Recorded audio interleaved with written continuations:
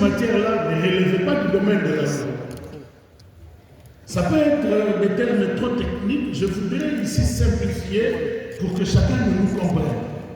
Que devons-nous comprendre? C'est que le Parlement, Assemblée nationale et Sénat sont là pour voter des lois. Et les lois ont pour vocation d'organiser la vie dans notre société. Mais il n'y a pas que le Parlement, c'est-à-dire Assemblée nationale et Sénat, qui peuvent édicter des règles qui vont diriger la vie en société. Il y a aussi l'exécutif. Alors, tout ce que l'exécutif, donc le gouvernement prend, tout ça, c'est ce qu'on appelle règlement. C'est le domaine du règlement. Donc, à quel moment le Parlement doit voter des textes? À quel moment ça ne doit pas être le Parlement, ça doit être l'exécutif, donc les règlements. C'est là le cœur, le sens de mon ouvrage.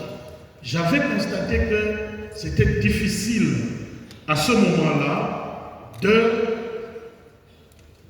comprendre tous que ça devait être une loi pour l'aménagement du territoire.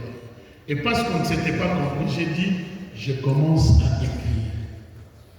J'ai commencé donc à écrire. Au début, l'idée était de montrer seulement le domaine de la loi.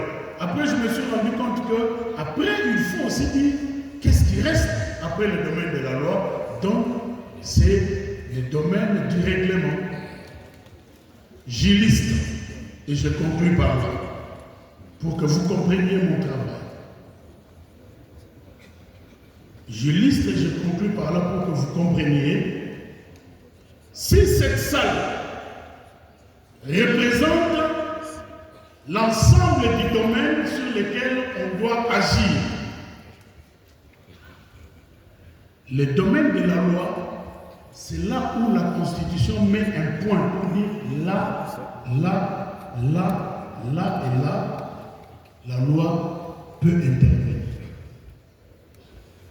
Après, pour tout ce qui reste, qui va décider? Pour tout ce qui reste, d'abord, c'est le règlement qui intervient pour exécuter la loi, mais partout où la loi ne peut pas intervenir, c'est donc le règlement. Et par excellence, c'est le décret du Premier ministre. Il y a un Premier ministre dans ce pays qui avait bien compris cela et qui a pris beaucoup de décrets parce que la loi, le Parlement, n'agit pas dans tous les secteurs. Alors, il y a donc les articles 122 et 123, mais dans cet ouvrage, vous trouverez un tableau qui ressort tous les autres articles de la Constitution où il est dit clairement qu'il faut une loi. J'ai fait l'inventaire et vous allez retrouver un tableau là-dedans des matières qui ne sont pas citées dans les articles 122 et 123 mais qui sont ailleurs. Et après, il y a l'article 128. L'article 128 de la Constitution dit que pour toutes les matières qui ne sont pas réservées à la loi, c'est le décret. Et ça, c'est ce qu'on appelle décret autonome. Ce sont des décrets qui ne sont pas basés sur des lois, mais qui ont presque la même valeur que la loi. Et d'ailleurs, la Constitution dit, pour les juristes, ils savent qu'il y a le principe de parallélisme et de forme.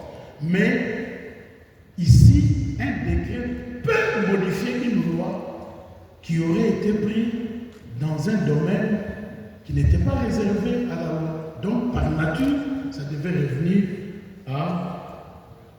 au décret. En dehors de ce tableau que je présente, il y a aussi des aspects théoriques. Les aspects théoriques ont pour but d'orienter ceux qui vont élaborer des textes demain. Ils doivent maîtriser la nature des normes à mettre dans la Constitution, la nature des normes à réserver à la loi, la nature des normes à réserver au décret. En faisant mes recherches, je suis tombé sur une écriture du doyen Essam qui dit, mais comment ça s'est fait que l'article 18, alinéa 4 de la Constitution, parle du délai de garde à vue? Ça, c'est un détail. C'est un détail qui doit se trouver dans le Code de procédure pénale. Donc, c'est une erreur dans la Constitution. Vous comprenez? Il faut donc connaître théoriquement quelles sont les dispositions à mettre dans la loi, quelles sont les dispositions à mettre